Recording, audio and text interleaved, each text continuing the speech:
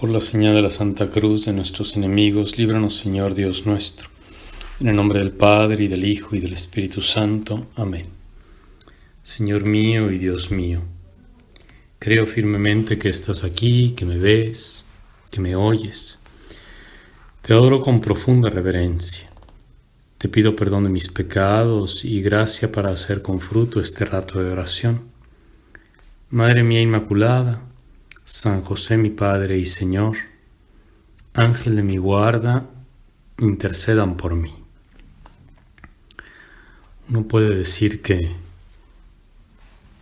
toda la actividad de la Iglesia que se nos va describiendo en el libro de los Hechos de los Apóstoles, esa acción viva del Espíritu Santo, la manera en la cual la comunidad de los creyentes, los discípulos de Jesús, fueron desplegándose y extendiéndose a lo ancho del territorio conocido y se fue propagando la fe, que toda esa actividad no ha cesado y ha llegado también hasta nosotros, pasando por la vida de tantos y tantas cristianas de todos los tiempos, santos y santas, amigos de Dios, hermanos en Cristo. Ayer, por ejemplo, celebrábamos a Santa Catalina de Siena, una santa del siglo XIV, y hoy a San Pío V, un santo papa del siglo XVI. Y es una cadena prácticamente ininterrumpida de santidad. Y se cumple en la vida de los santos la palabra de Jesús que se escucha hoy en el Evangelio, cuando dirigiéndose a sus discípulos les decía que tuvieran tranquilidad, porque en la casa del Padre hay muchas moradas, y que el Señor se ausentaba, subiría a los cielos para prepararles un lugar, para que donde esté el Maestro estén también los discípulos. Esta es una verdad consoladora que también a nosotros nos debe reconfortar, saber que hay muchas moradas y que el Señor quiere que estemos con Él, Él que es el camino, la verdad y la vida. Es aleccionador para nosotros, quizás, lo que sucedió en época del Papa San Pío V, después de haberse celebrado el Concilio de Trento, que fue un concilio largo, que duró prácticamente 20 años en distintos momentos y se vio interrumpido diversas ocasiones. Los padres del concilio decidieron y tomaron así la iniciativa de que se hiciera un catecismo. Y el Papa Pío V, San Pío V, fue quien lo llevó a término, quien designó a la comisión que lo organizara, a los teólogos que lo redactaran. Y es muy bonito como constatar que ese catecismo recoge la doctrina cristiana de una manera a la vez sencilla pero profunda. Y un detalle quizá poco conocido, pero que a nosotros nos puede resultar edificante, es el hecho de que cuando se estaba redactando ese catecismo había que decidir de qué manera se presentaba la doctrina cristiana. Y había algunos catecismos en la época, y uno de ellos era el de Lutero, un hereje. Precisamente el Concilio de Trento se había reunido para refutar en buena medida las herejías que Lutero y otros más habían propagado nefastamente por Europa, por las comunidades.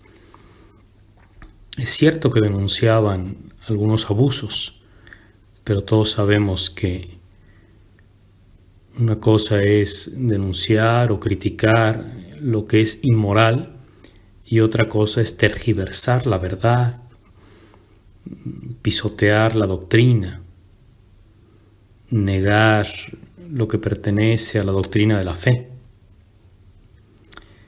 Y el caso es que justamente Lutero había compuesto un catecismo con el cual intentaba también propagar su manera de ver la fe, su manera de ver las cosas, lo que él pensaba que era el cristianismo. Y en ese catecismo se sigue un orden. Se comienza en el catecismo de Lutero hablando en primer lugar de los mandamientos, del decálogo de los 10 mandamientos. Ya después se habla del credo, de lo que es el símbolo de la fe. Y luego se hablará de la oración, especialmente del Padre Nuestro. Y al final, como una especie de apéndice, lo que él llama el bautismo y la Santa Cena, que ni siquiera los considera propiamente hablando sacramentos. Y la lógica de ese catecismo era que los niños o los que se acercaban a recibir la catequesis, especialmente primero los niños, aunque también los adultos, en primer lugar fueran informados sobre los mandamientos, sobre la ley de Dios, las exigencias tan grandes que Dios pedía a su pueblo. Y entonces suscitar en el oyente una especie de terror, de pánico, al darse cuenta de lo exigente, de lo arduo que es cumplir la ley de Dios. Y solo en un segundo momento entonces se pasaba a hablarle de la fe, como si se le dijera a ese hombre, pues mira, no puedes cumplir los mandamientos, es inútil que lo intentes, pero tú cree firmemente que Dios mirará para otro lado, que no se dará cuenta de tus faltas, y con eso, gracias a Jesús, quedarás salvado. El catecismo del San Pío V, el catecismo de Trento, toma las cosas de otra manera. De lo primero que se nos habla es de Dios. Dios que es Padre, Hijo y Espíritu Santo. Primero se nos habla de la obra misericordiosa de Dios que envió a su Hijo, nacido por nosotros y por nuestra salvación. Y después, en ese mismo catecismo de Trento, se nos habla enseguida de los sacramentos, los dones maravillosos, las fuerzas con las que Dios vivifica y robustece a su iglesia y a cada uno de sus hijos. Y solo en tercer lugar se nos habla de los mandamientos, el estilo de vida, la forma de vida de quien ha aceptado por la fe a Jesús, el Evangelio, de quien conoce a Dios. Es un detalle quizá insignificante, pero el orden con el cual el Papa Pío V promulgó ese catecismo, así llamado Catecismo de Trento, o Catecismo Romano, catecismo también llamado para párrocos, es elocuente, es instructivo, nos educa. Sabemos que Dios se presenta en primer lugar como nuestro Padre, que Jesús se presenta en primer lugar como nuestro Salvador. Y sigue estando presente en su iglesia, derramando abundantes bendiciones y llamándonos a su vida divina. Que no nos ha llamado Dios a vivir como esclavos aterrorizados en su casa.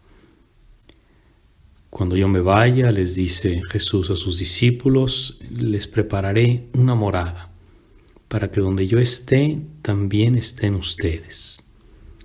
Son moradas, no son celdas de prisión, no son reclusorios, no es una cárcel. son moradas en la mansión celestial.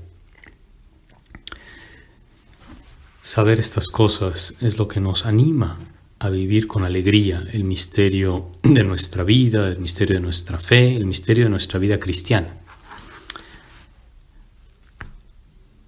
El Espíritu Santo sigue actuando y el mismo Espíritu que vivificó a su iglesia al inicio de los tiempos, tal como se nos narra en los Hechos de los Apóstoles, es el mismo Santo Espíritu que sigue suscitando santos y santas. Y nosotros, llenos de confianza, sabemos que si correspondemos generosamente a la gracia divina, podremos formar parte de esta hermosa cadena. Te doy gracias, Dios mío, por los buenos propósitos, afectos e inspiraciones que me has comunicado en este rato de oración. Te pido ayuda para ponerlos por obra. Madre mía Inmaculada, San José mi Padre y Señor, Ángel de mi guarda, intercedan por mí.